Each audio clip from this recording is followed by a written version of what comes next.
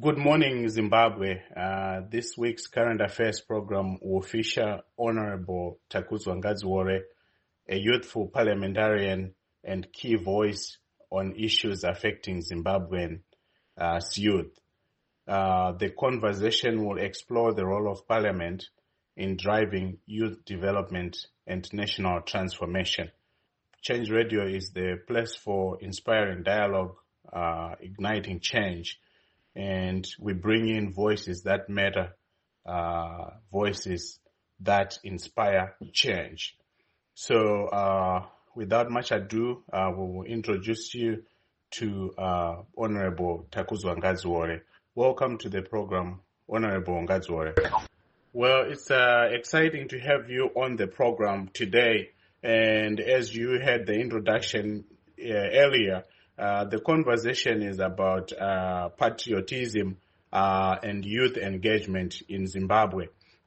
Can you tell us who you are and what your political journey has been? What drives your politics? Who are you? You know, citizens want to know who Honorable Ngadziwore is and what you are doing in Parliament. Okay, Takuzwa Ngadziwore is an organic intellectual and academic field fighter, also human rights defender. I have been in the realms and terrain of politics from my days in student activism.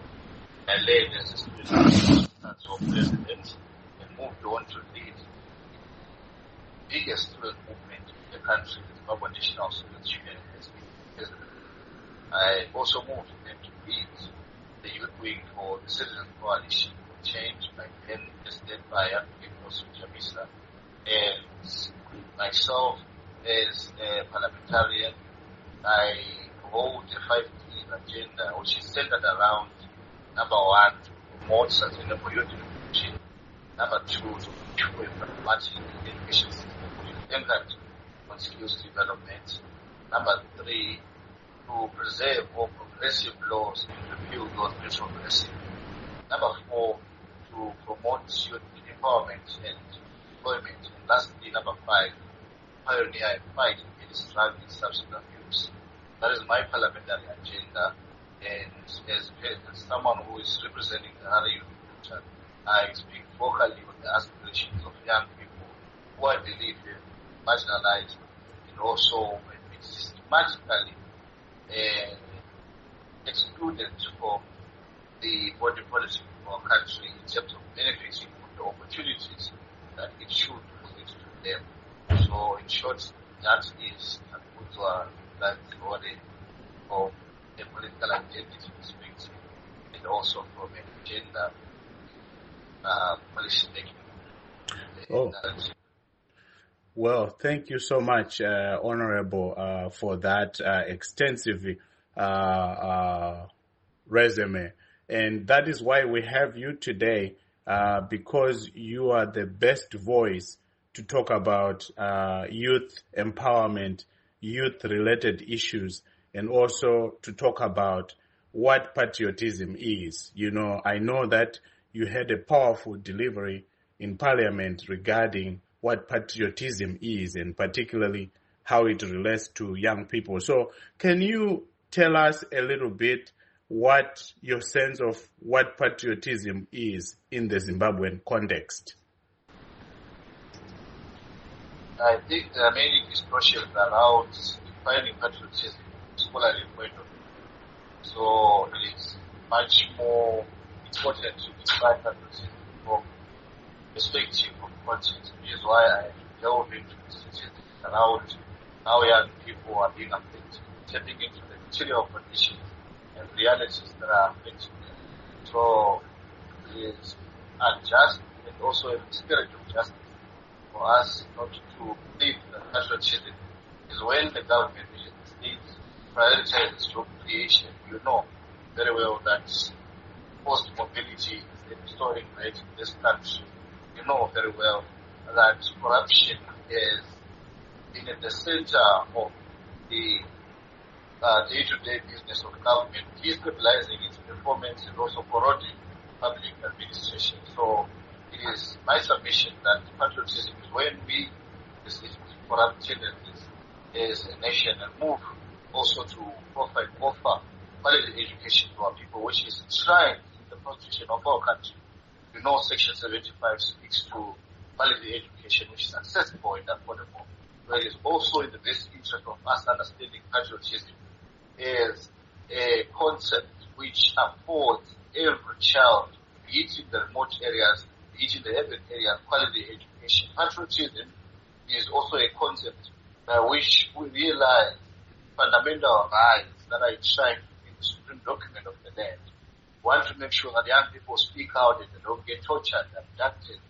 We want to make sure that prosecution is not a method of persecution. We want to make sure that we move from the politics of victimization, from the politics which shrinks the civic society space for everyone, especially the young people who want to offer solutions to this country or even to partake, be it in politics, in business, in journalism, to do so freely while recognizing that the Constitution is there for self-advancement and for self-protection. So I believe that is the best way for us to define patriotism, not by enforcing it as a law, but by nurturing it as a doctrine that lives to influence reality and also contribute to the stability of our socio-economic and political perspective and terrain. Well, that is very comprehensive, and I'm sure a lot of young people out there identify with what you have just said in terms of the true meaning of patriotism, how young people can participate in the politics, the economics of the country without being victimized. So you talk to young people all the time since you are one of their representatives in parliament. And I'm sure they communicate directly with you what challenges they face. What do young people in Zimbabwe tell you about the challenges they face every day? Firstly, I think from a policy perspective, the number one lacuna that exists is the absence of a youth bill. We've heard promises for decades and decades from the executive saying that they are still drafting the youth bill. The youth bill is going to make sure that when enacted as an act, it influences legally what young people need. So this will talk to giving young people opportunities that they seek. I've talked about job creation, which is there to curb forced mobility. I've talked about misemployment, where other people who have studied in a particular field are being directed to work in the wrong field because we don't have jobs.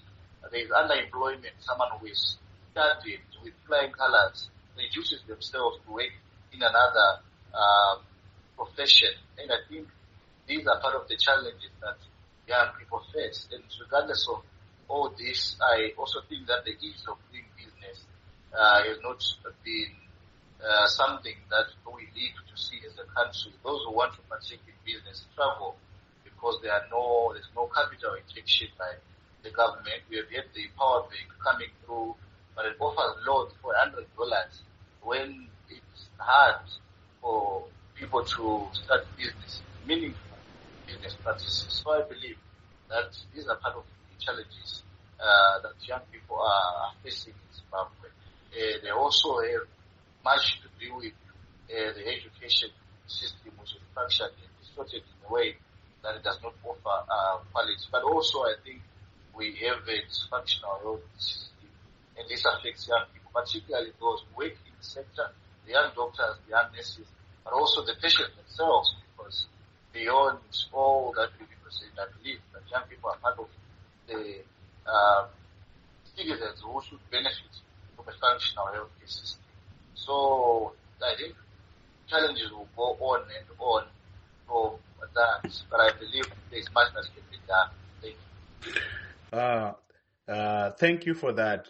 So really, you have highlighted some of the issues that face young people in Zimbabwe, and it seems that these issues affect not only young people, but most Zimbabweans in general terms. Things like to do with job creation, the education sector, the challenges in the education sector, as well as in our hospitals. And we have seen some social media posts about these university graduates who go on to sell tomatoes on the side of the road. There's absolutely nothing wrong with that. The challenge is that these are engineers, these are people with business degrees whose skills could be used to grow the economy in other ways. And there are people who don't have those college degrees who probably would be best suited to work as vendors, for instance. They should be work for everyone, including for young people. So what I hear you say is we need a bill in Parliament that would address these issues. So can you tell us what you have been doing in Parliament to try to bring to life this idea of a bill targeted towards young people? So the first thing that we did as a member of the Parliamentary Youth Caucus was to make sure that we include the ordinary young person in terms of our programming to influence how we shape our vision, also meet our targets while in Parliament. So the first thing that we did was to have a budget consultative meeting with youth across provinces from different political parties, different genders, you name it. But the idea was for them to influence the budget cycle in a way that they understand that they are part of it as an electorate which gives demand and also support through the black box, which is Parliament. So we had a budget consultative meeting as a Parliamentary Youth Caucus, after which we also presented a report to the Minister of Finance, which was noted in the presence of the whole government. And I believe that was a key step in trying to include young people, because globally there is a growing mistrust when it comes to institutional politics. So you will take a note that many young people say it does not work, but we are always engaging in electoral cycles, in 5-year period, and young people are just there to vote. So I believe that was the key step in trying to make sure that they understand what is the budget cycle, what formulates the budget, what is the idea behind their vision, and also their aspirations and desires. And we have also managed to have the Model Youth Parliament, which was a platform in which we have people being taught on parliamentary procedures, trying to make sure they understand the standing rules and orders of Parliament. So by that, we tried to have representatives from across constituencies, also representing the young people, from students, from the media, from the mining, agriculture, you name it, but also trying to give them a sense of which they feel like they can also be in Parliament, be included to do something. So we had a Model Youth Parliament as a program for us to make sure that they also come on the table. And we have also introduced quite a number of motions in line with what can help young people. The other motion that is currently being debated is around 80% of the tenders being awarded to young boys.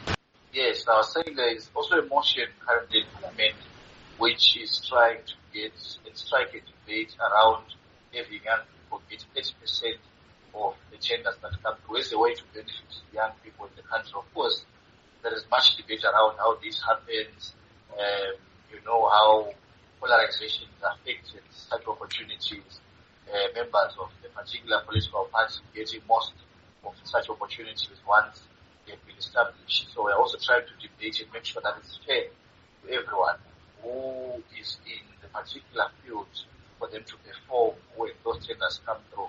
And we have another motion around youth empowerment and employment, trying to influence government structures from a cross-cutting perspective in terms of cabinets, in terms of the local authorities, and also just the public sector in all its sectors, to make sure that young people are included.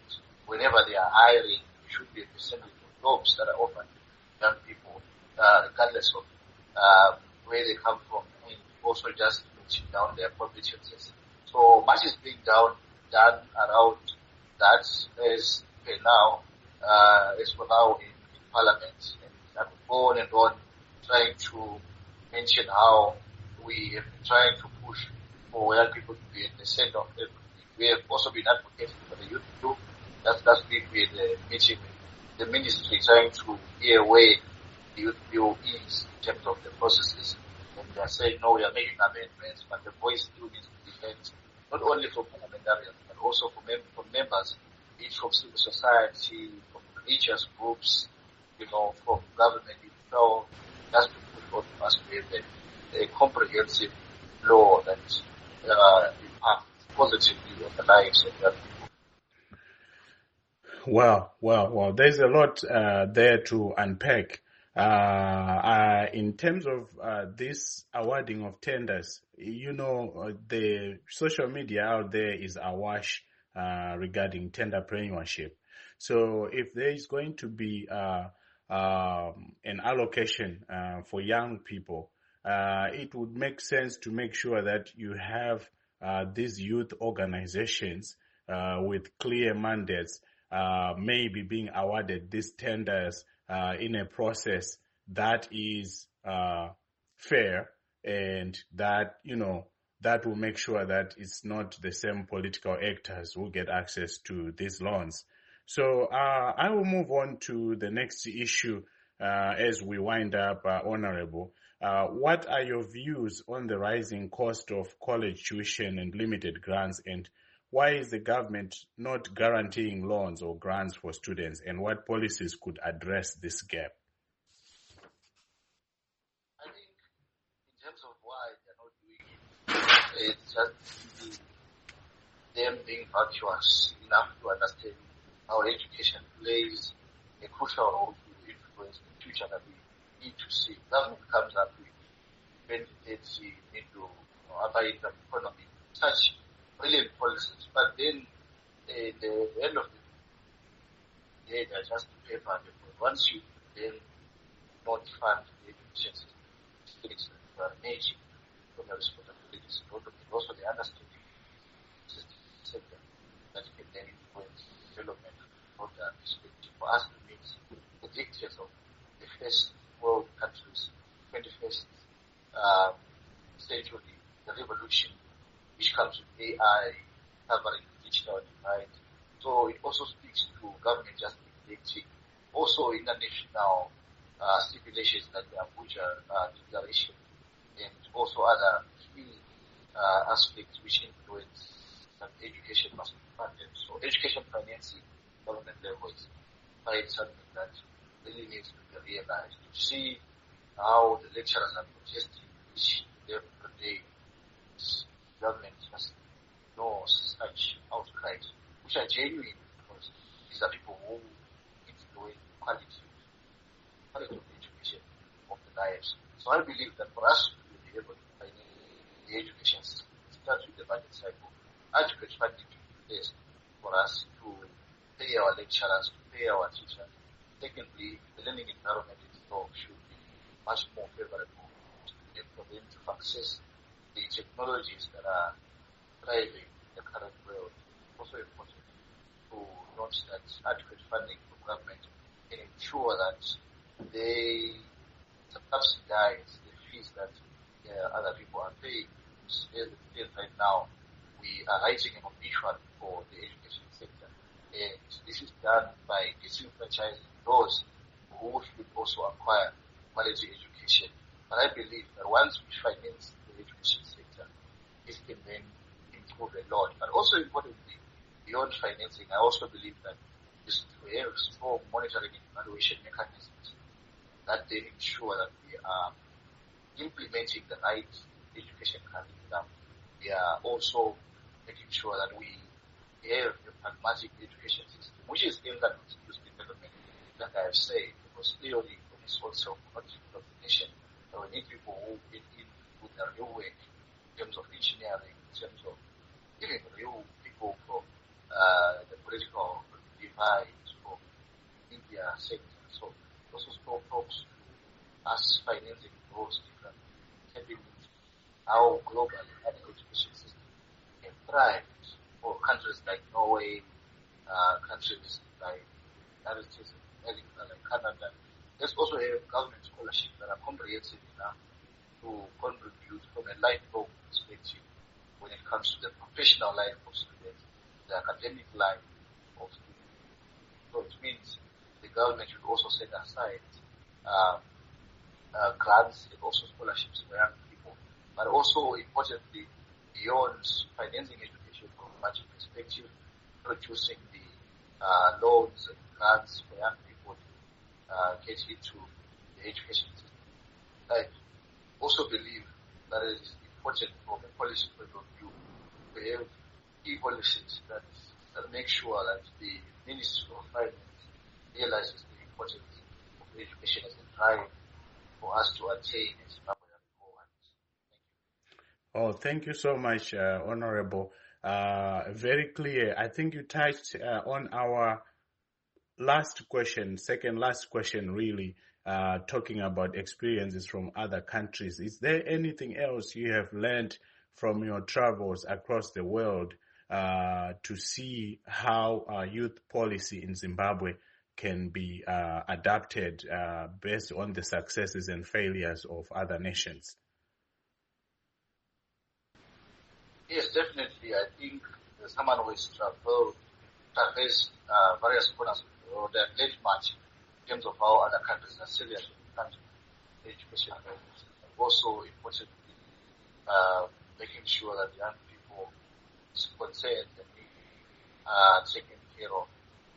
The first thing is around having a political will. I have noted that in countries, particularly in Africa, like Rwanda, South Africa, there is a real conversation when it comes to youth issues. Here in our country, when you talk about youth issues, it feels like that's something that's ignored because they feel like there's no reporting. But I believe that once we have key government reforming the whole government approach, it also assists shaping up the key policies and driving the essential conversation around influence policy narratives. Also just shaping the framework of us realizing the sustainable youth education. I've also noted that in other countries, they do have opportunities for many young people when it comes to jobs. So it's also important for us to copy the mechanism they bring forward in terms of coming up with meaningful loans, meaningful grants for the education sector, in terms of giving structured and systematic ways of recruiting young people when it comes to where they would want to be and how they would want to get them. So it's also important to note that for example, when I went to the University of Maryland, the United States of America, they do have some platforms in which even those who are part of the alumni can contribute to the education system. Having innovative and creative ways of fundraising is also important as a way to contribute to education.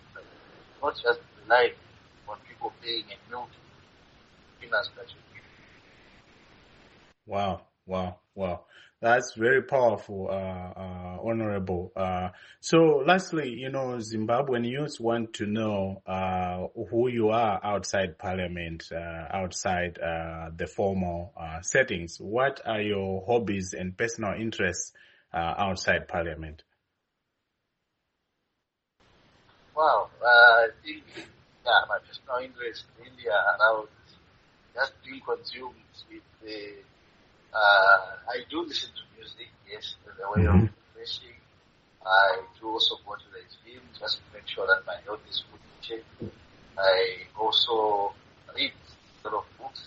I do enjoy just talking more but to try and read switching up because I believe that's how mind can be up to task when in interviews like this where I don't hold any paper but respond to questions, when I debate in Parliament, that to speak my mind and a question around policy issues, I should be able to speak authoritatively, also from an academic to influence other people to see in terms of data.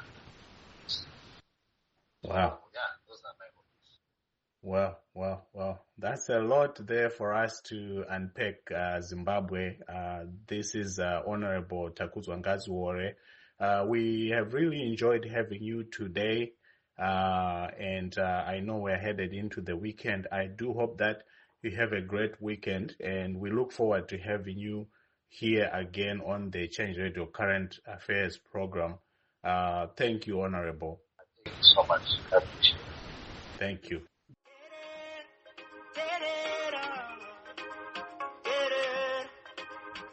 Change.